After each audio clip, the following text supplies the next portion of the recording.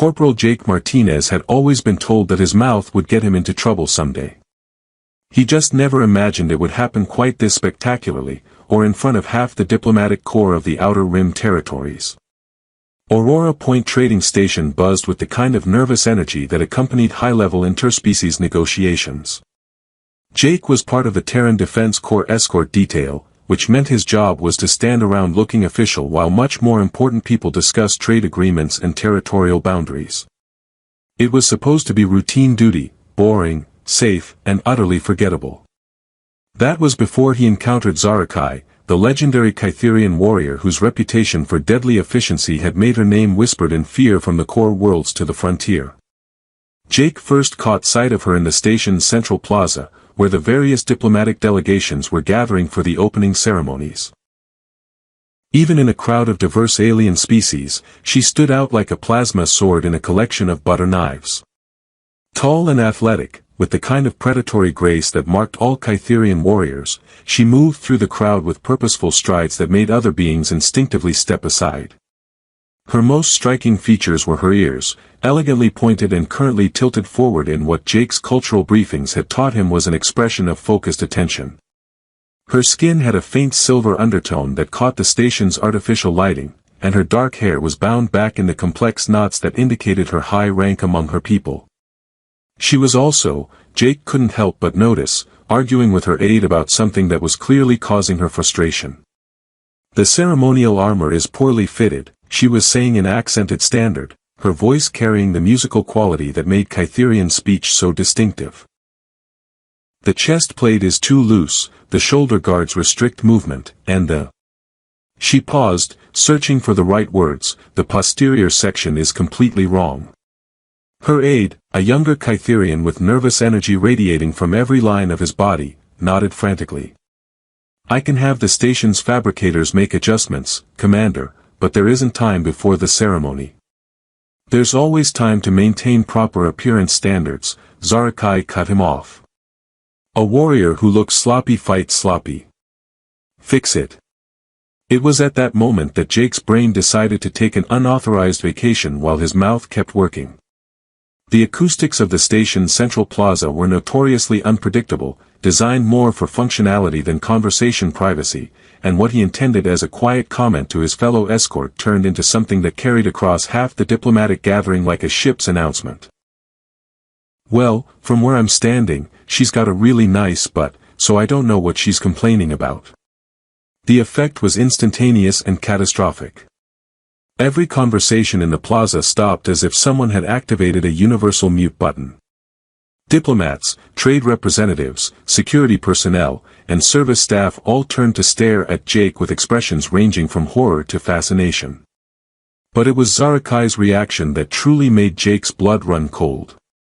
The legendary warrior, the scourge of 6-star systems, the woman who had supposedly once killed a Nexary battlecruiser captain with nothing but a dinner fork, turned the most brilliant shade of crimson Jake had ever seen on any humanoid species. Her pointed ears, which had been tilted forward in concentration, now flattened back against her skull in what every cultural briefing in the galaxy would have identified as either mortal embarrassment or homicidal rage.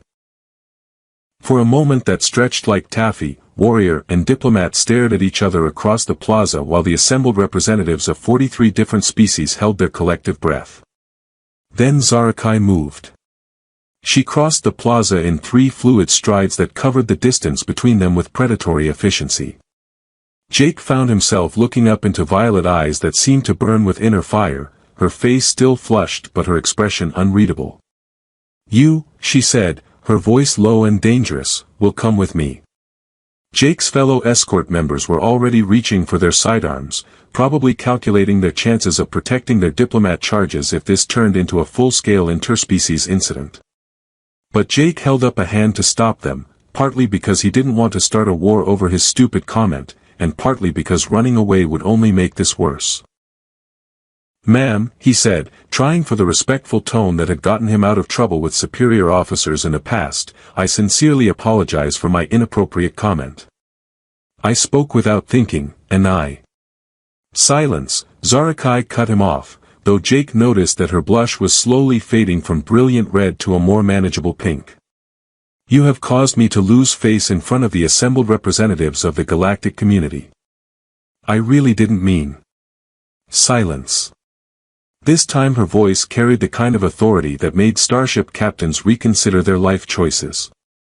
By the ancient laws of my people, when one causes a warrior to lose honor in public, that person becomes bound to help restore what was lost. Jake blinked. I'm sorry, what now? Instead of answering, Zarakai reached into the ceremonial belt she wore over her poorly fitting armor and withdrew what appeared to be a set of ornate metal cuffs connected by a short chain. Before Jake could react, she had snapped them around his wrists with movements too quick to follow. I claim you as my prisoner, she announced in a voice that carried clearly across the still silent plaza, bound by the laws of honor restoration until such time as my dignity is properly restored. Jake stared down at the ceremonial chains around his wrists, then back up at the warrior who had just taken him prisoner in front of half the galaxy's diplomatic corps. You know, he said conversationally, when I woke up this morning, this was definitely not on my list of possible outcomes for the day. For just a moment, he thought he saw the corner of Zarakai's mouth twitch in what might have been amusement. Then her expression returned to professional sternness, and she turned to address the crowd. The honor binding has been declared, she announced formally. This human will serve as my prisoner until the debt of dignity is paid. Any who wish to contest this claim may face me in ritual combat. The plaza remained silent. Jake wasn't sure if that was because no one wanted to challenge a legendary warrior to single combat, or because they were all too stunned by the spectacle to form coherent thoughts. Excellent, Zarakai said with satisfaction.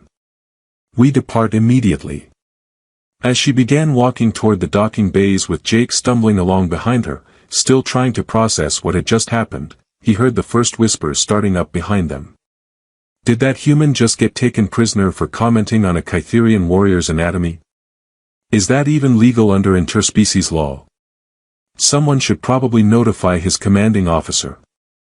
Jake turned back to catch the eye of Lieutenant Sarah Kim, his squad leader, who was staring at him with the kind of expression usually reserved for natural disasters.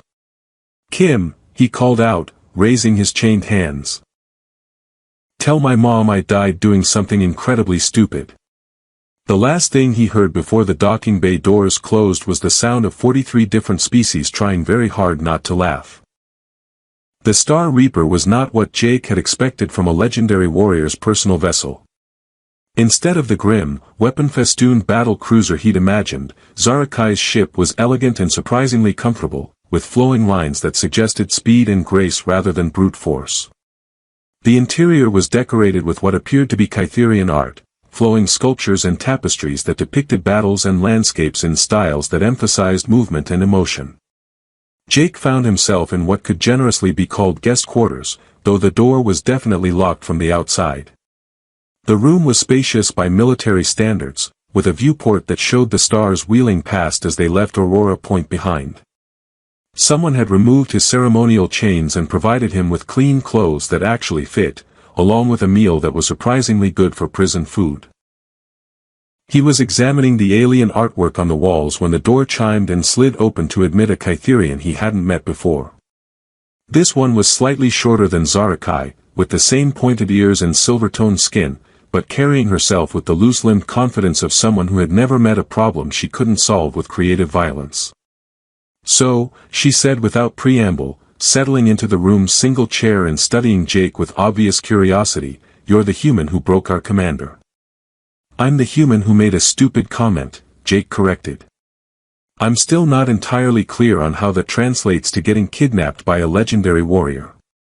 The newcomer grinned, revealing teeth that were slightly sharper than human standard. "I'm Lieutenant Vexera, Zarakai's second-in-command. And you, Corporal Jake Martinez of the Terran Defense Corps, have managed to trigger one of our oldest and most rarely invoked cultural protocols." Jake settled onto the edge of the bed, sensing that he was about to get an education in alien customs whether he wanted one or not. "Honor binding," she called it. "Honor binding," Vexera confirmed.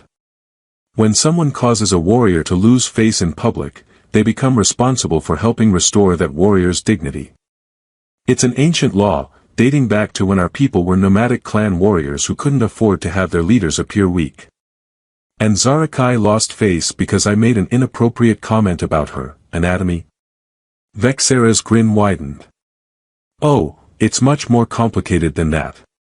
You see, Kytherians don't blush the way humans do. Our facial coloration changes only in response to very specific emotional states. Jake felt a sinking sensation in his stomach. What kind of emotional states? Fear, rage, and sexual attraction, Vexera said cheerfully. And since everyone in that plaza knows Zarakai well enough to know she's never been afraid of anything in her life, and she didn't immediately challenge you to combat. Oh no. Oh yes. You managed to make the most feared warrior in the Outer Rim blush with attraction in front of half the galaxy's diplomatic corps. She's probably been mortified for the past 6 hours. Jake buried his face in his hands. I didn't know. She was complaining about her armor, and I thought. I mean, from a purely aesthetic standpoint. You found our terrifying commander attractive and said so out loud, Vexera finished. In front of everyone. Without any of the proper courtship protocols or formal declarations that Kytherian culture requires. There are courtship protocols. 47 different sets of them, depending on rank, clan affiliation, and social standing. None of which involve shouting comments about someone's posterior anatomy across a public space. Jake looked up at the lieutenant, who was clearly enjoying his discomfort. How long does this honor-binding thing last? Until the debt is repaid, Vexera said with a shrug. Could be days, could be years. Depends on how creative you get about restoring her dignity. And if I can't? Or refuse? Vexera's expression grew more serious. Then you face her in ritual combat. One-on-one, no weapons, fight until one of you yields or dies. She paused meaningfully. Zarakai has never lost a ritual combat. Ever. Jake contemplated this information for a moment. So my choices are to somehow restore the dignity of a legendary warrior, or fight her to the death. Pretty much. And you're telling me this why? I mean, shouldn't you be on her side in all this? Vexera's expression softened slightly. Because I've served with Zarakai for 8 years, and I've never seen her blush before. I've seen her face down battle cruisers without flinching, negotiate peace treaties with species that consider her a war criminal, and maintain perfect composure while being tortured by Nexari interrogators. But one crude comment from a human soldier made her turn red as a sunset. You think she actually, that her reaction was genuine? I think, Vexera said carefully, that our commander has spent so many years being feared and respected that she's forgotten what it feels like to be desired. Your comment was inappropriate and badly timed, but it was also the first time anyone has looked at her and seen something other than a weapon. Before Jake could respond to that revelation, the door chimed again, and Zarakai herself entered the room. She had changed out of her ceremonial armor into what appeared to be casual ship's clothing, and Jake was struck by how much younger she looked without all the formal military trappings. Vex, she said without looking at Jake, I need to speak with the prisoner. Privately. Vexera rose with fluid grace, but not before giving Jake a meaningful look. Remember what I said, she murmured as she passed his chair. Be creative. After the lieutenant left, Zarakai stood by the viewport with her back to Jake, her posture rigid with barely controlled tension. Jake could see her reflection in the transparent aluminum, noting that her ears were tilted back in what he was learning to recognize as an expression of uncertainty.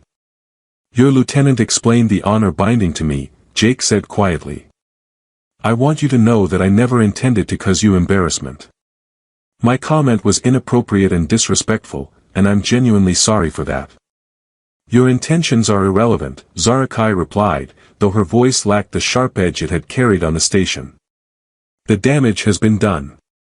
By tomorrow, every warrior clan in Kytherian space will have heard about my reaction.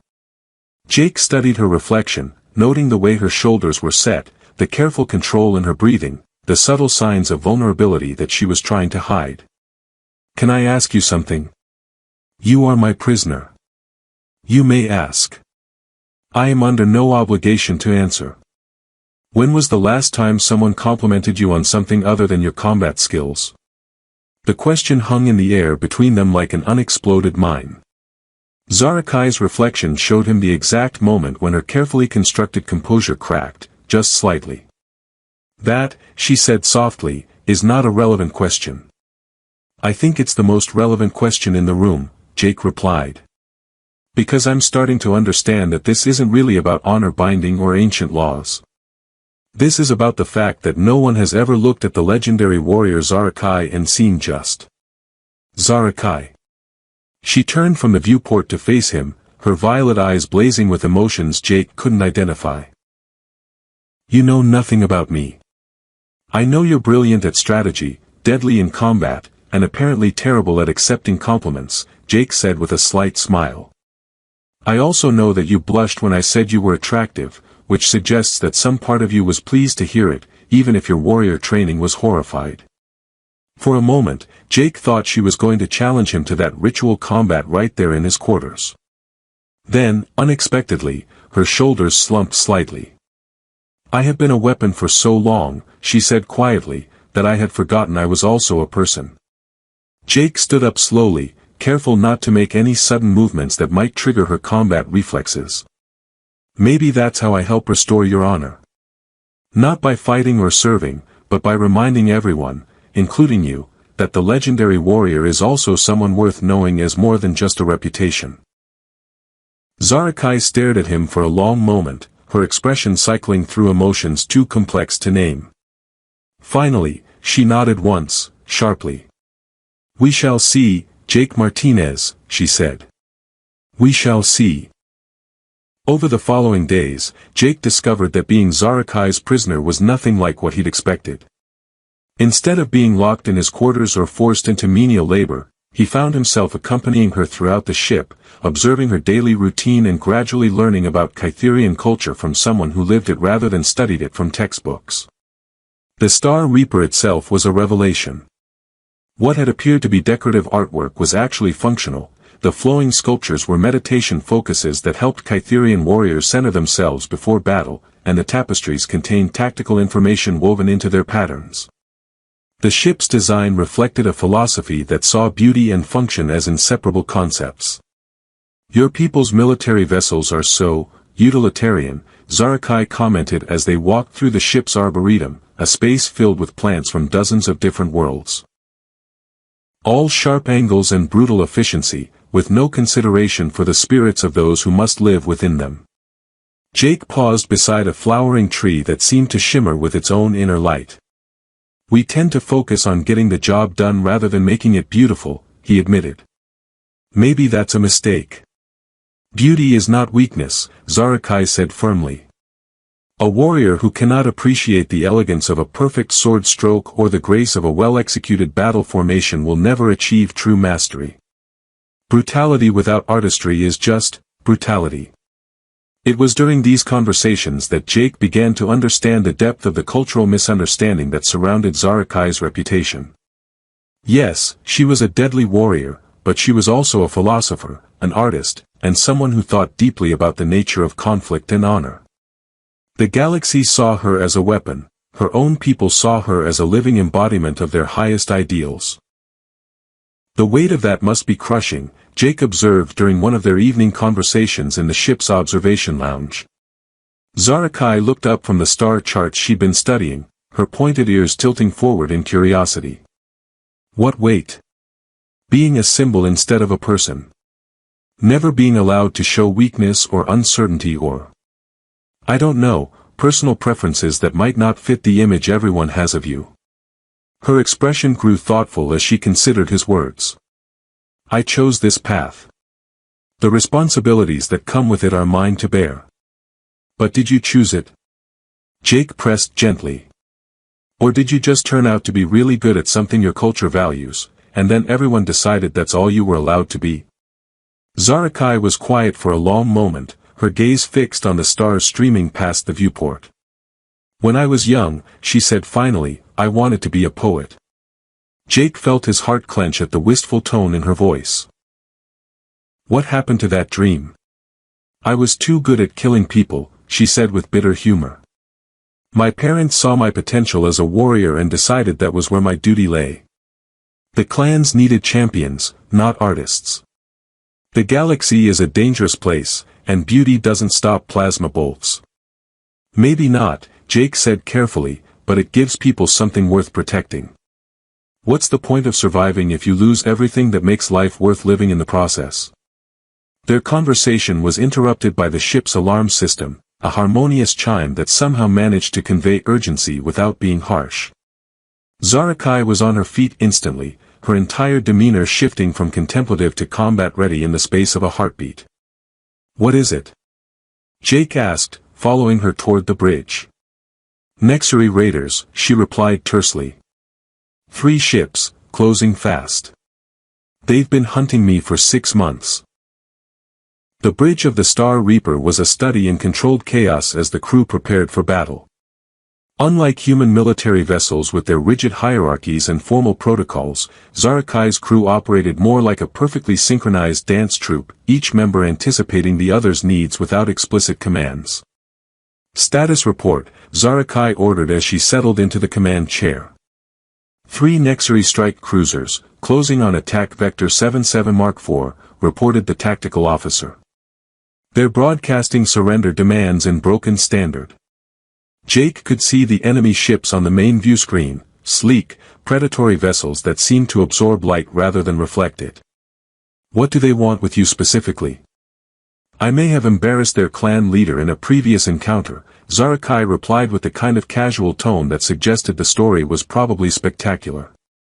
They've placed a rather substantial bounty on my capture. Capture, not kill. Apparently they want to make an example of me. Something about restoring their honor through public humiliation. She glanced at Jake with dark humor. I seem to be having problems with honor-related issues lately. The first Nexari attack came without warning, a spread of plasma torpedoes that lit up the ship's defensive screens like fireworks. The Star Reaper responded with elegant evasive maneuvers that turned what should have been a devastating hit into a glancing blow. Return fire, Zarakai ordered. Target their engines. I want them disabled, not destroyed. Jake watched in fascination as she commanded the battle, her tactical decisions flowing with the same artistic grace she'd shown him in the ship's cultural spaces. She didn't just fight, she conducted warfare like a symphony, each move building on the last to create something that was both devastatingly effective and strangely beautiful. But the Nexari had numerical superiority, and they were willing to use tactics that Zarakai's honor code prevented her from employing. As the battle wore on, the Star Reaper's shields began to weaken under the sustained assault. Commander, the tactical officer reported, forward shields at 30%. If they concentrate fire. I know, Zarakai cut him off, her mind clearly racing through tactical possibilities. Vex, prepare the boarding shuttles. If we can't outfight them, we'll board their lead ship and take out their command structure. Jake stood up from his observer's position.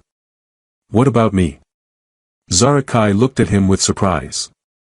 You're a prisoner. You'll remain here under guard. Actually, Jake said with a grin that probably looked slightly unhinged, I'm a human. And humans have a reputation for doing stupid, unpredictable things that nobody sees coming. Maybe it's time to use that to your advantage. For a moment, he thought she was going to refuse. Then she smiled, and Jake saw the warrior and the poet merge into someone who was willing to take beautiful, terrible risks. Very well, Jake Martinez, she said. Show me what human unpredictability looks like in combat. What followed was probably the most insane 20 minutes of Jake's life. Using maintenance shafts and service conduits that the Nexari didn't even know existed, he managed to infiltrate their flagship while Zarakai's boarding party created a distraction on the opposite side of the ship. His objective was simple, reach the enemy bridge and cause enough chaos to give Zarakai's warriors the opening they needed. He succeeded beyond anyone's expectations, mostly by doing things that no sane person would attempt.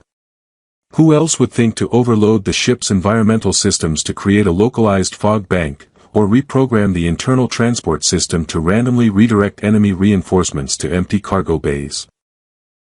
By the time Zarakai and her warriors reached the bridge, Jake had the enemy captain tied up with his own belt and was using the ship's communication system to broadcast surrender terms to the other Nexari vessels. "You know," Zarakai said as she surveyed the chaos Jake had created, "I'm beginning to understand why your species has such an aggressive expansion pattern. You're all completely insane." "Thank you," Jake replied cheerfully. "I choose to take that as a compliment." As they secured the Nexari ships and transferred their crews to detention facilities, Jake noticed that something had changed in the way Zarakai's crew looked at him. He was no longer just the commander's prisoner, he had become something else, something they didn't quite have words for yet.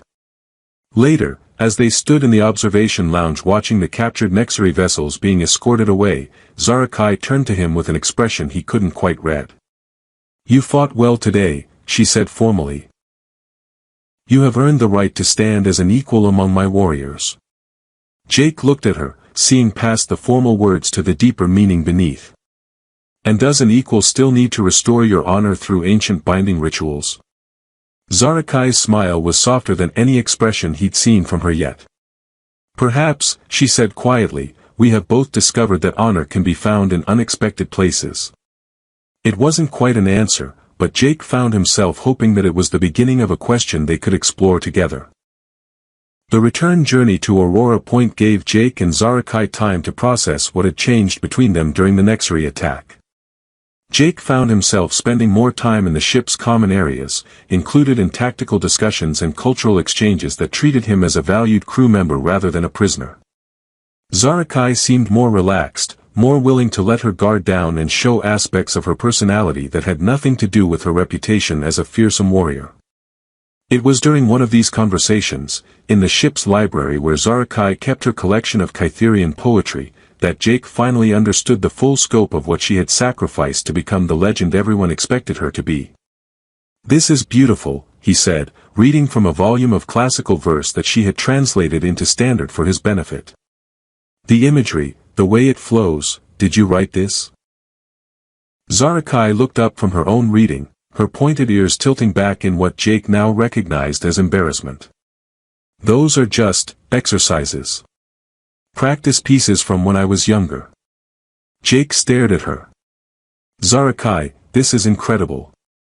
The depth of emotion, the technical skill, you're not just good at this, you're brilliant." "It doesn't matter," she said quietly, closing her own book. "Poetry doesn't defend star systems or negotiate peace treaties. It's a luxury I can't afford." "Says who?"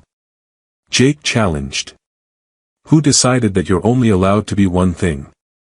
That being a great warrior means you can't also be a great artist." "My people needed a champion," Zarakai replied, but Jake could hear the doubt in her voice. "The galaxy is full of poets. It has very few warriors who can unite the clans and represent our interests in galactic affairs." "The galaxy is also full of warriors," Jake pointed out. "But how many of them understand that true strength comes from knowing what's worth fighting for? How many can inspire others not just to follow orders, but to believe in something greater than themselves?"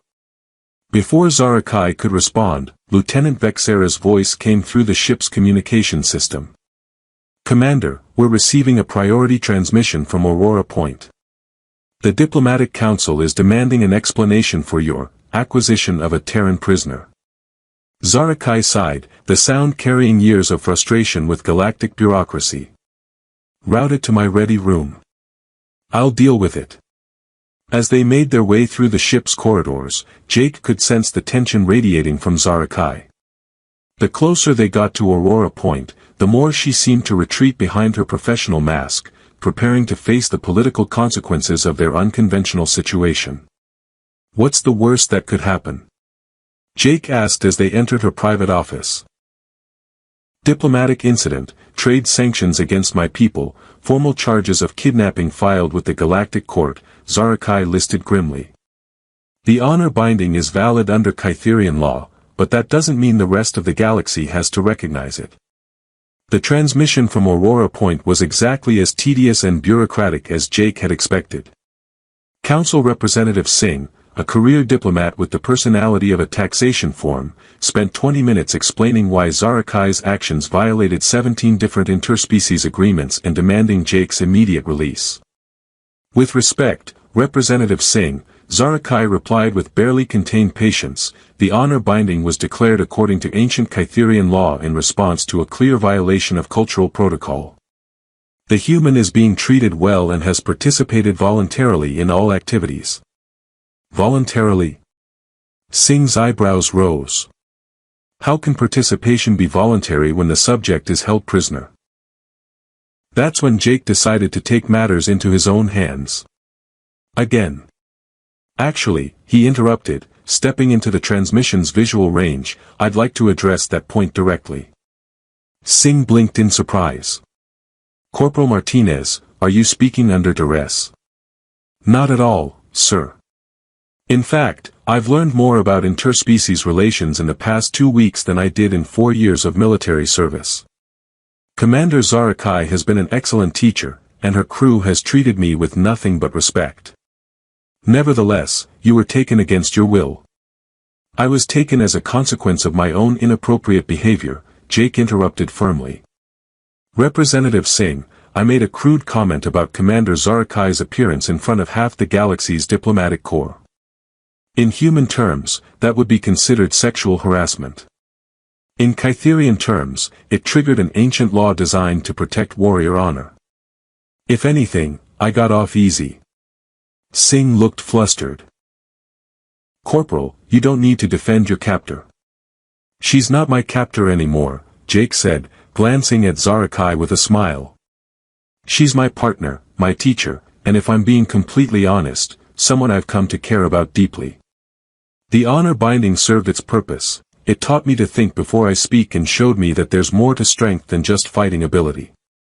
After ending the transmission with Singh still sputtering about proper diplomatic procedures, Zarakai turned to Jake with an expression that mixed gratitude with something deeper. You didn't have to do that, she said quietly.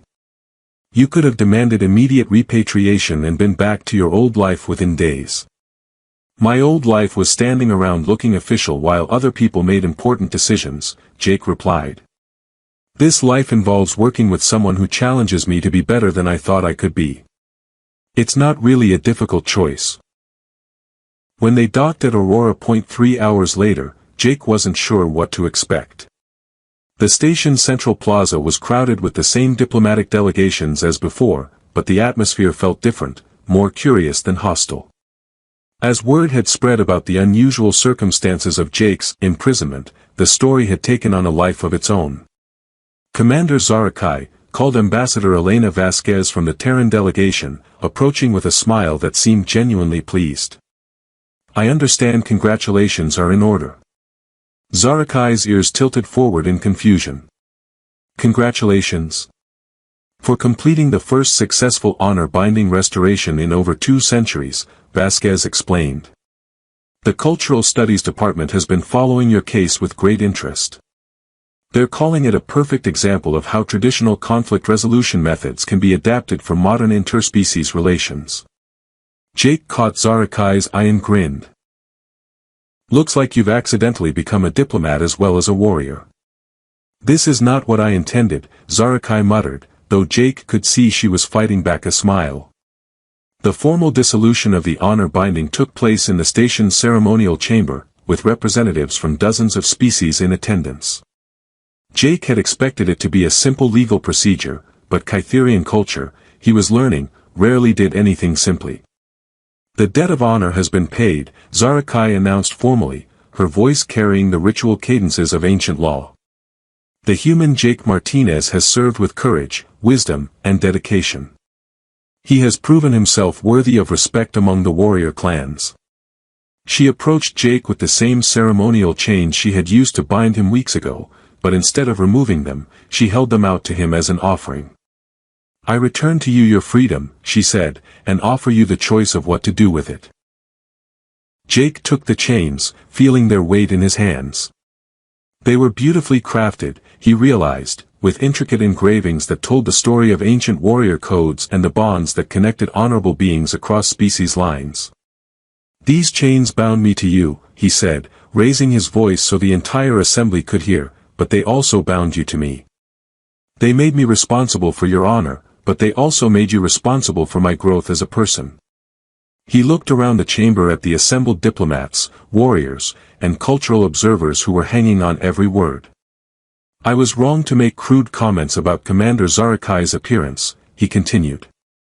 "But I was right about one thing: she is remarkable.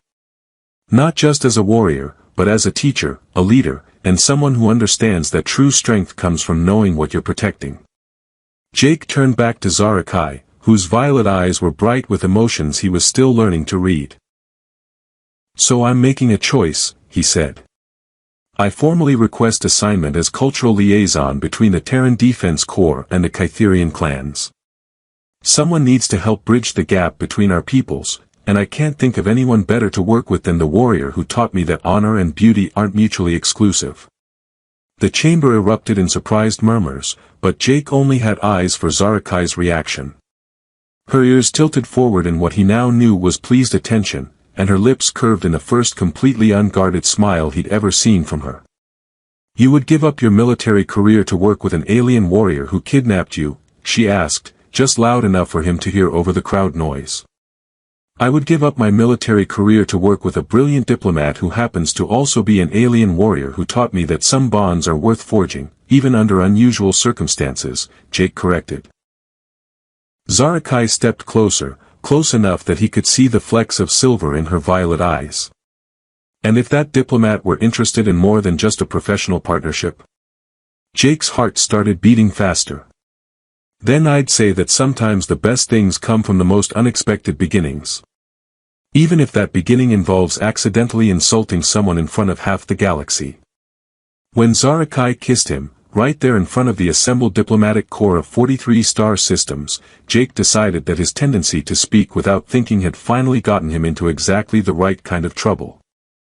6 months later, Jake stood on the bridge of the Star Reaper as it approached the Kytherian homeworld of THYSS Prime. His new position as cultural liaison had taken him to more worlds than he'd ever dreamed of visiting, working to establish better understanding between human and Kytherian forces across the frontier. "Nervous?" Zarakai asked, joining him at the viewports as her homeworld grew larger on the screens. "Terrified," Jake admitted cheerfully. "I'm about to meet the family of the woman I love, and my introduction to Kytherian culture involved getting myself taken prisoner. I'm not sure that's the best foundation for making a good impression." Zarakai laughed, the sound carrying the musical quality that had first attracted him to her voice. "Actually, it's perfect. Kytherian parents judge potential partners by whether they're brave enough to stand up to their children. You've already proven you can handle me at my most imperious." Jake considered this. "When you put it that way, I feel much better about my chances." As they entered THYSS Prime's atmosphere, Jake marveled at the cities below, flowing architectural forms that blended seamlessly with the natural landscape, proving once again that Kytherian culture saw beauty and function as inseparable concepts. "Any advice for meeting your parents?" he asked. "Be yourself," Zarakai replied, taking his hand. The person who was brave enough to compliment a warrior's appearance in front of half the galaxy, smart enough to turn cultural ignorance into learning opportunities, and stubborn enough to choose love over safety. Jake squeezed her fingers, feeling the strength in them that could wield weapons or write poetry with equal skill. "I can do that." "Good," Zarakai said with a smile that promised interesting challenges ahead. "Because I have a feeling our adventure is just beginning." As the Star Reaper settled onto the landing pad of THYSS Prime's diplomatic quarter, Jake Martinez reflected on how dramatically his life had changed since the day on Aurora Point when his mouth had gotten him into the best trouble of his life. He was no longer just a soldier following orders, but a bridge between worlds, a student of cultures he'd never imagined, and the partner of someone who had taught him that the most beautiful things in the universe were often the most unexpected. And if his introduction to her parents went anything like his introduction to her, it was going to be one hell of a story to tell their grandchildren.